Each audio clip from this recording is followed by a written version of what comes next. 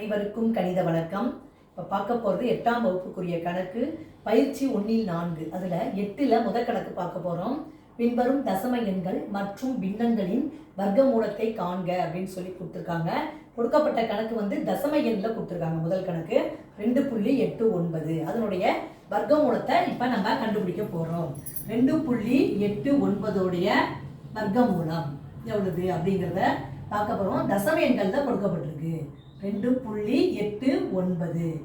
சாதாரணமான மணில் வகுத்தல் முறையில் வர்க்கமூலம் கண்டுபிடிக்கிற மாதிரி தான் இதுவும் கண்டுபிடிக்கணும். தசம எண் கொடுக்கப்பட்டிருக்கும் பொழுது எந்த இடத்துல புள்ளி வைக்கணுமோ அந்த இடத்துல புள்ளியை வைத்துட்டு அதே ப்ரொசீஜர் தான் நம்ம செய்ய போகிறோம். இப்போ கடைசியிலேருந்து என்ன பண்ணுவோம், எப்போதுமே ஒரு கோடு போட்டுருவோம். இது 2 தனியாக இருக்குது. இப்போ 2ல் வர்க்க வாய்ப்பாடு எத்தனை இருக்குது? 1 தான் இருக்குது. 1 1. அப்போ 2ல் 1 போனால் 1. இப்போ புள்ளி இருக்குது பார்த்தீங்களா, தசம புள்ளி. இந்த இடத்துல தசம புள்ளியை வச்சுக்கிறோம். அப்புறம் இந்த 8 9 கீழே இறக்கி போட்டுக்கிறோம். 1 1 கூட்டினால் 2. இப்போ 2ஓட எதை போட்டு பெருக்கினோம்னா இந்த நம்பர் 9 1ஆம் இலக்கம் வருது அப்படின்னு பார்த்தோம்னா, இப்போ 7னுடைய வர்க்கம் 49. அப்போ 7ங்கிற நம்பரை நம்ம போட்டு பார்க்குறோம்.